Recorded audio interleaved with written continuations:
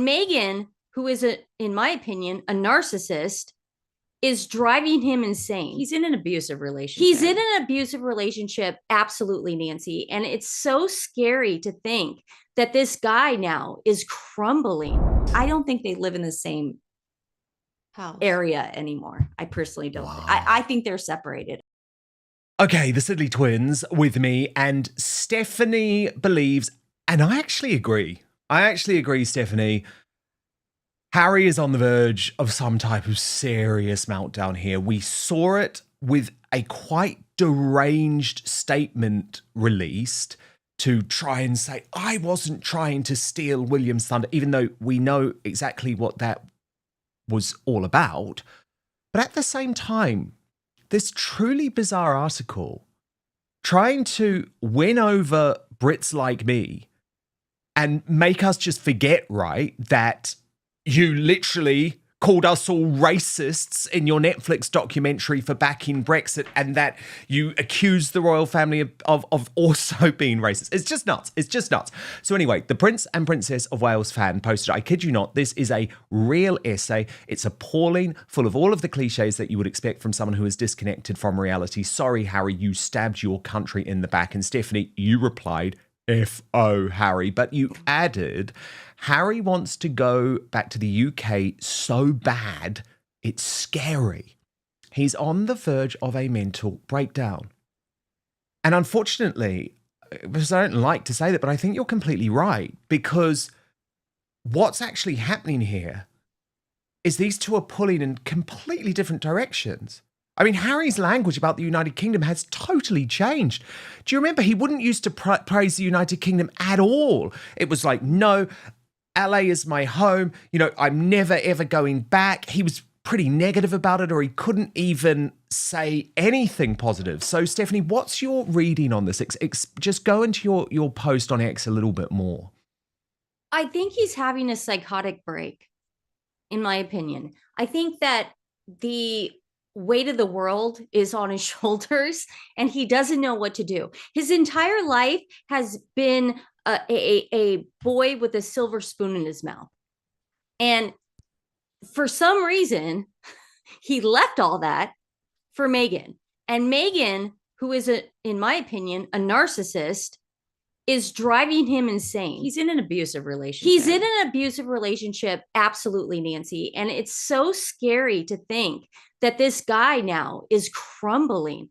I mean, what? And Dan, to your point, you're so right. Those two could have done so much good. Yeah. They could have done so much good in this world. And they blew it. The things he said about the UK, like, he's like, well, most Britons are very literate people, but when it comes to consuming the news, they believe everything they read. He blankets all of the UK. He makes them look stupid. Yeah, but have you noticed he's doing it to you guys now as well? Yeah, we saw it in the podcast interview last week. Yes. And it also is the same script that Meghan had when she said, British people don't hug each other. Yeah. Breaking tonight, the Sussex marriage looks like it's hanging by a thread, and Harry, not Meghan, is the one blinking first. The tone, the body language, the desperate statements, everything screams a man pulling away, while a woman obsessed with control, status, and content refuses to loosen her grip. We're going to walk through why so many now believe they're effectively living separate lives, why Harry is suddenly love-bombing Britain, how Meghan's relentless PR stunts are making it worse, and what this all means for their titles and the monarchy. They're not affectionate. The last time they both hate the UK. I know, but no, I think he wants to go back. Of course. But yeah, as far as him having a mental break, how is he not having a mental break? I put myself in his situation and what he's gone through in the last 5 years. Listen, no offense, Harry, but I feel like I have a stronger character than Harry at this point, and I would break at this point. So I'm just imagining what he's going through. There is absolutely no way that this guy is playing with a full deck of cards right now, thinking this is appropriate behavior. First of all, he did not write that essay. Nope. He did not. Well, Let's let's- just he put that he out doesn't there. know 600 words. There is absolutely he no doesn't way know it. he wrote that essay. Shall we have a look okay? at some of it? Yeah, This was the reporting from the Royalist, where Tom Sykes writes, Prince Harry has inadvertently sparked speculation about plans long denied by his team that he one day plans to return to the UK by saying he currently lives in the US. He recently told a podcaster he had no plans to become a US citizen. He made the new remark not in an off-the-cuff interview, but in an article distributed on Global Newswires about Remembrance Day and Veterans Day celebrations, which take place all this week. Harry has provoked suspicions he is trying to take attention off his brother Prince William by travelling to Canada to support such causes today, the same day William presents his Earthshot Prize. In an article entitled The Bold, the Banter, the Bravery, What It Means to be British, Harry paid special tribute to the wounded Ukrainian servicemen and women he spent time with earlier this year in Kiev.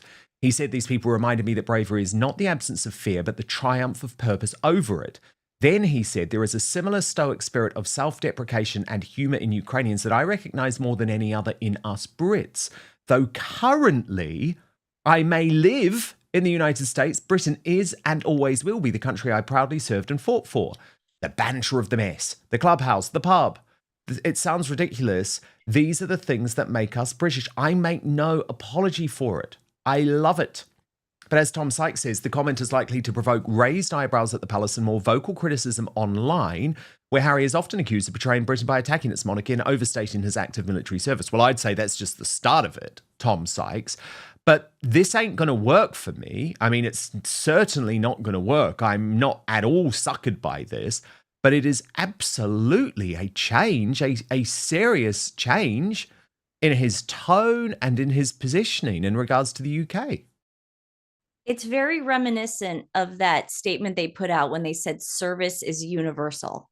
When they were like, look, they were basically talking to the Queen, like, you're not going to tell us that we can't be working that was royals revolting. to the globe. I feel like it's very reminiscent of that. But how He wants out. dare he talk like that and say, talk about being British? The last time somebody asked him a question, what do you miss about the UK? He said the sky. I What mean, was that? this guy is insane. He's obviously trying to get sympathy. Yes. I don't know who he's talking to anymore because he has lost everybody. Even Meghan Kelly said, she goes, I have people come up to me in a restaurant constantly and say things like, I disagree with you on so many things, but the one thing I agree with you on is Meghan and Harry. I mean, this is, talk about universal. I mean, nobody is going to fall for this. But the palace, I feel, really needs to just strip these titles and get it over with, because the fact that he did this the same week as Earthshot just shows that he's capable of doing a lot more. Like he's ready. Yeah. He is ready, because sometimes when people are that desperate, they will do anything. And I just feel like he's going to like throw everything at it right now. I don't think, can I give my personal opinion on him and Please. Meghan? I don't think they live in the same House. area anymore. I personally don't. Wow. I think they're separated. I do. Well, it was interesting because we saw that video, that stunted up video. And actually, given you've mentioned Meghan Kelly, Yeah. I want to play you both what she had to say about the video. But in case people did miss it, we did a video on it earlier in the week. But, you know, it was the video during the World Series where Meghan sort of surprised a clearly miserable and horrified Prince Harry. But I thought Meghan Kelly's take on what that meant about Meghan Markle's personality and their relationship was absolutely fascinating. Watch. Let's be blunt. Harry looks broken. The Seedley twins say it, a lot of royal watchers say it, and you can see why. You've got a man who torched his family and country on camera, cashed in every grievance he could find, moved to California promising freedom, purpose, a new life with his soulmate, and 5 years on, the projects flop, the deals wobble, the brand's toxic, and the only real card left is crawling back towards the institution he detonated. The vibe now, Meghan projecting curated joy, brand collabs, Dodgers caps, jam, home videos. Harry looking like he's in the wrong film, wrong room, wrong marriage. That World Series style surprise video, he doesn't look like a man in on the bit. He looks ambushed. If that's the footage they chose to share, Imagine the outtakes. Then there's the growing belief in commentary circles that they no longer function as a normal couple day to day. Separate zones, separate schedules, separate agendas. Is it confirmed? No. Is it obvious something is badly off? Yes. When people who once bought the fairy tale are now openly talking about an abusive dynamic and a man who's too scared to contradict his wife, except via cryptic podcast comments, you're not in power couple territory anymore. You're in slow motion car crash.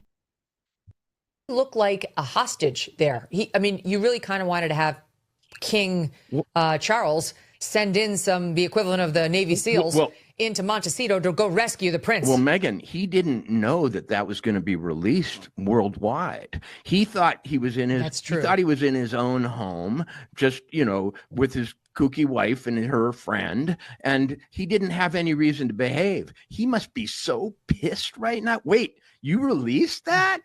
I had a chance to get up and hug you and go, wow, yeah. But I didn't know we're going to use our home security footage as TikTok. Tell me next time.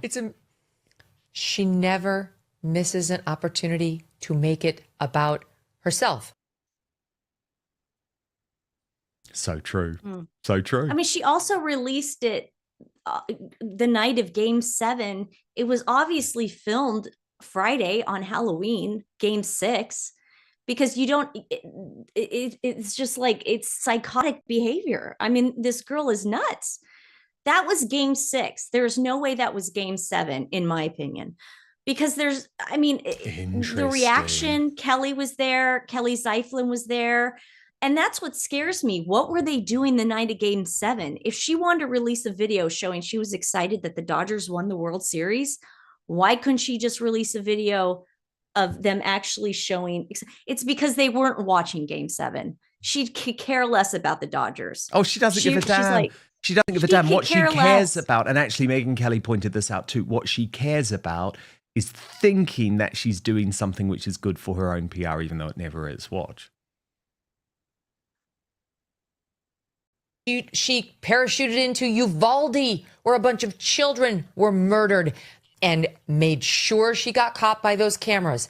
Then, just a couple weeks ago, caught going past the spot where Princess Diana was so brutally killed in that terrible car crash, with her bare feet swinging in the car without a care in the world and the music playing. Link Lauren calls her a disaster tourist, and she is.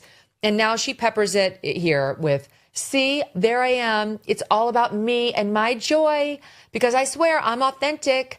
I'm a Californian.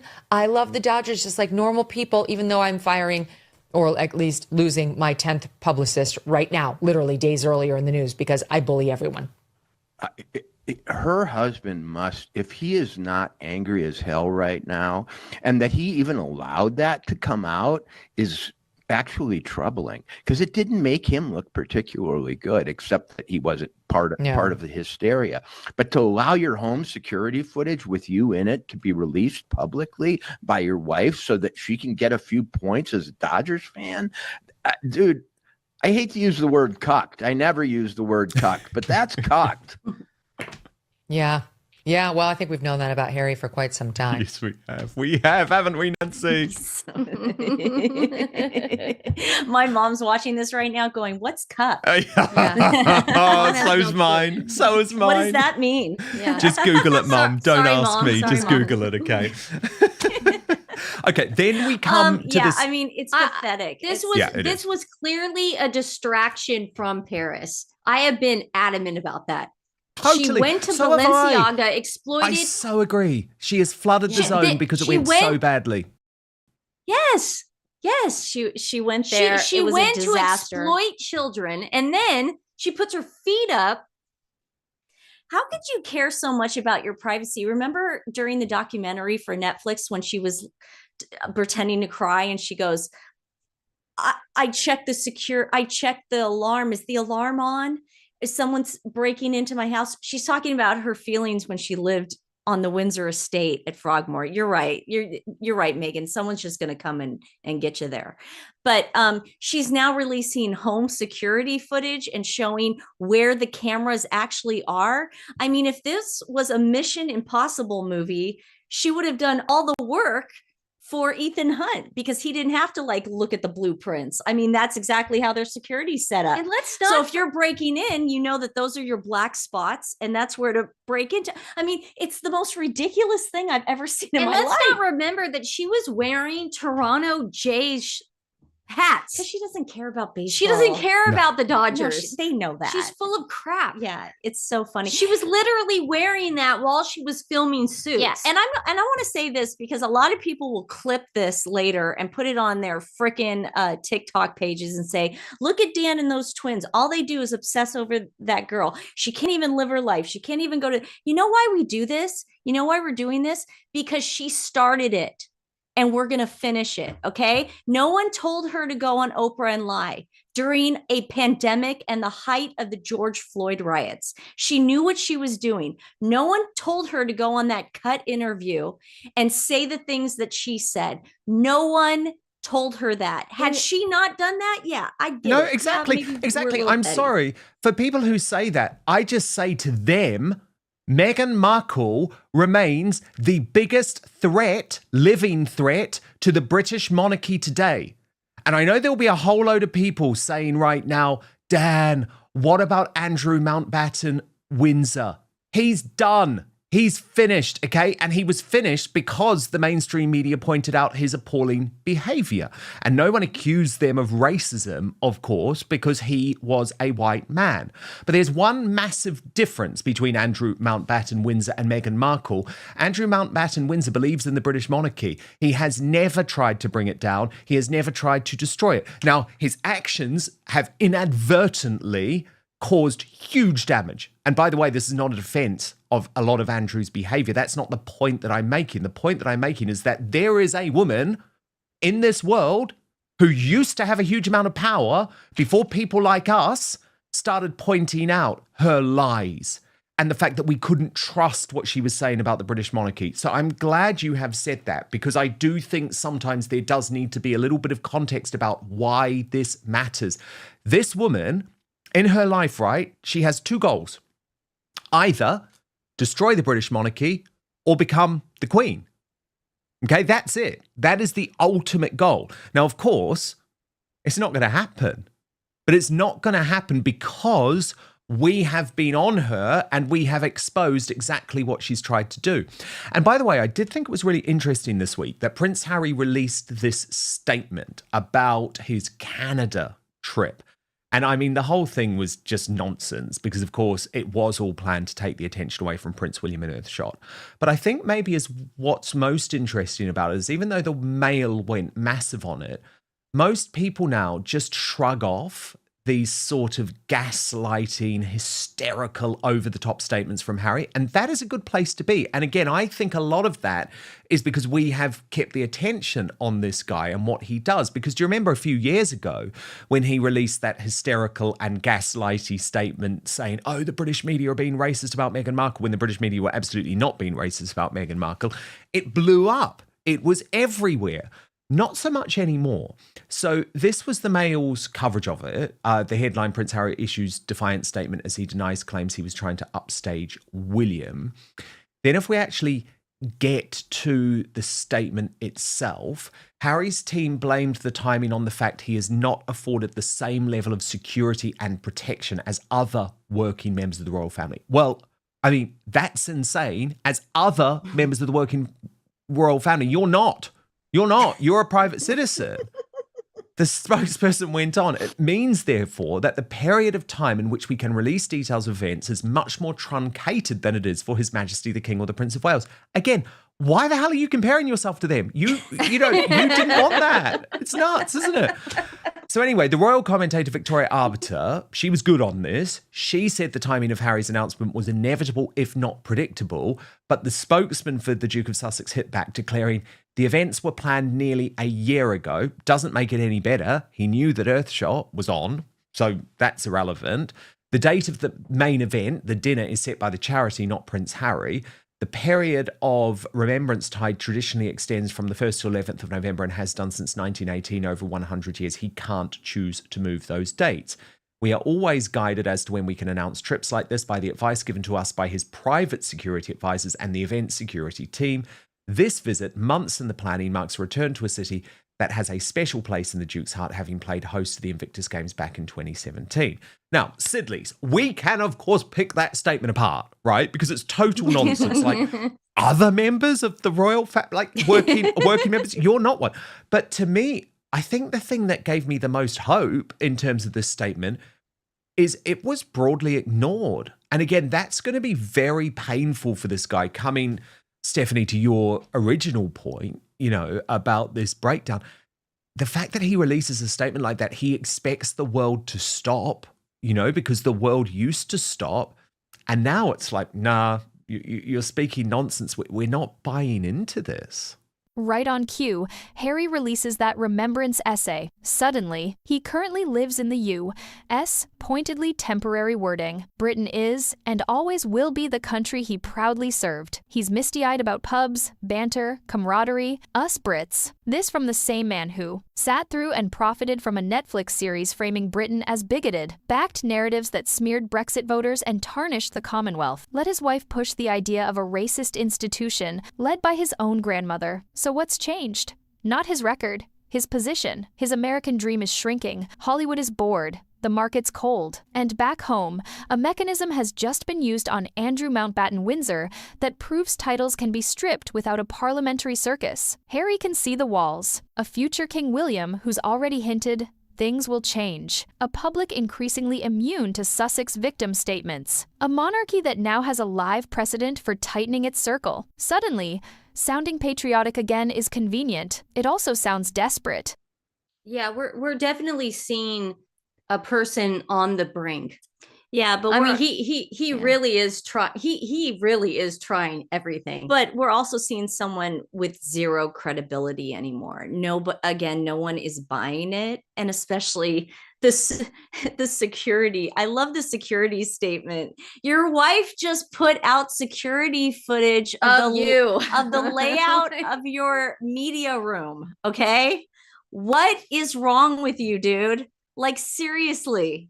Look at that. We just got the layout of the media room if we needed it. We know where the camera is. So if we go in there, we know where. I mean, it's to me that is just the. I mean, but do you think that he tells Meghan not to do this and then she just doesn't listen? Like, no, I'm I just think imagining. I mean, I'm not defending him here, but I think he's genuinely too scared to. Because in the podcast last week with that leftist guy, he used that to send a message to his wife about not wanting to put the children in social media videos. I mean, that's nuts. That's nuts because did you notice in that podcast, he wasn't saying, oh, but it's completely fine if you cover up their faces with a little star or you blur them or you do them from a weird angle or something like that. It was completely unequivocal. It was actually backing up what I've reported since February. Do you remember Meghan was sent home from the Invictus Games and she was furious about it? And that was the first time she used her children in an Instagram video, right? Yeah. And with Harry, he was, there was no equivocation. It was like, you are making a huge mistake if you are a parent and you put your children on social media. Full stop. End of story. And he sends that message to Meghan via a podcast. He knows the point that he was making, but he can't say these things to her face. He's too scared and he is too cupped and controlled. Oh, of course. But we also have to remember that she wants him to be psychotic. She wants him to drink. Absolutely. Yeah. She wants him to do drugs because allegedly in a lot of drugs illegal in California. That's the point. Well, no, I'm just saying that in a divorce settlement, she wants all these things to be public.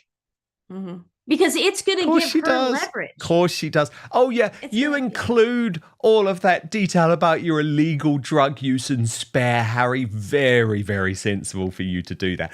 But also his actions now. Yeah. What he's doing. I like how you put that pumpkin patch. She gave the location of the pumpkin patch too. I mean, security. It's like, it's insane. It's insane. Okay, but Nancy, so now they know every I year have to ask you about your post in regards to this bookstore tie up. So Meghan's now trying to prove to us. Well, look. Let me read your tweet. So Meghan Markle can't seem to sell any of her products, so she hosted a holiday bazaar at that witch-themed bookstore for all her wealthy friends, allegedly. And then she posted this video. Now, is this sort of meant to be a humble brag? Is that what we're meant to take away from this? Like, oh, she's doing this all herself. Is that what we're meant to be impressed by well, here? the release that she put out on her website said that this is her first brick and mortar collaboration. She's very proud of it at Godmothers. And it says, if you happen What the to hell be is that? if you happen to be in the air, it's like she got to deal with Target. Oh, okay. Yeah. But it's like it's her local Good news, woke guys. bookstore.